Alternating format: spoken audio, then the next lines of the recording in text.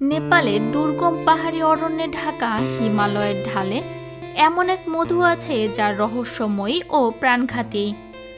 স্থানীয়রা এটিকে বলে ম্যাডহানি বা পাগলা মধু।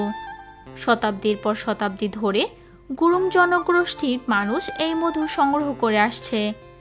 সবচেয়ে অবাক করার বিষয়টি হচ্ছে মধু সাধারণত একটু পুষ্টিকর মিষ্টি খাবার হলেও নেপালের বিশেষায়িত এই মধু খেতে একটু তিতে ও অতিরিক্ত খেলে হতে পারে মৃত্যু।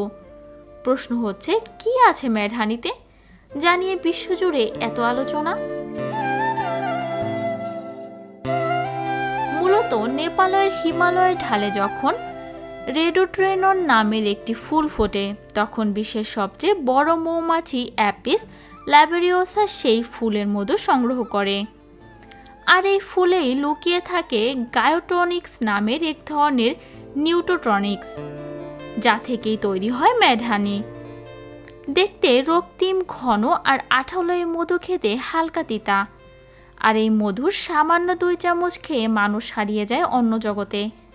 কারণ কেউ বলে এটি খেলে নেশা হয়, আবার কেউ বলে এটি যেন মৃত্যুর ছায়া।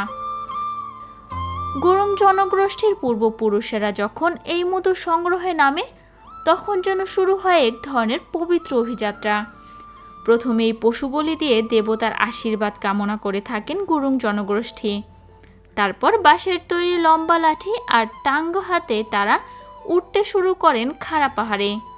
নিচে একদিকে নদীর গর্জন আর উপরে অন্যদিকে ভয়াবহ মৌমাছির ঝাঁক। মধু সংগ্রহের জন্য প্রথমে ধোঁয়া দিয়ে মৌমাছিদেরকে দূরে সরিয়ে দেওয়া হয়। এরপর দড়ি দিয়ে তৈরি ময়ে ঝুলে থেকে কাটা হয় বিশাল আকারের মৌচাক। এই সম্পূর্ণ প্রক্রিয়া চলার সময় এক মুহূর্তের ভুল মানেই প্রাণ হারানো। কিন্তু এই ঝুঁকি যেন গুরুং জনগোষ্ঠীর গর্ব।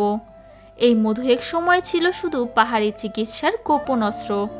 ক্ষত সারাতে, কাশি নিরাময়, ব্যথা কমাতে কিংবা যৌন ক্ষমতা বৃদ্ধিতে এটি ব্যবহার করা হতো। কিন্তু বর্তমানে এটির বাজার বিশ্বজুড়ে। চীন, কোরিয়া, জাপান, এমনকি ইউরোপ ও আমেরিকায়ও ম্যাডহানির চাহিদা আকাশছোঁয়া। আর নেপালে জনপ্রিয় এই মধুর 1 কেজির দাম গুণগত মান বিবেচনা করে হতে পারে 15,000 টাকা পর্যন্ত।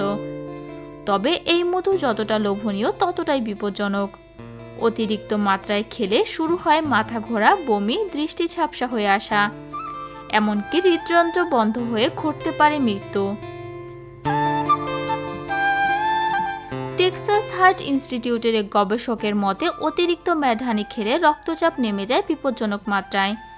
এটিকে চিকিৎসকেরা বলেন ম্যাডহানি পয়জনিং, যা এক মুহূর্তেই প্রাণ কেড়ে নিতে পারে যে কারো। কিন্তু পাহাড়ের মানুষদের কাছে এই মধু কেবল বিষ নয়, এটি তাদের গর্ব, তাদের প্রার্থনা। প্রতি বছর বসন্ত আর শরতে এই মধু সংগ্রহ করতে শুরু হয় বিপজ্জনক অভিযান।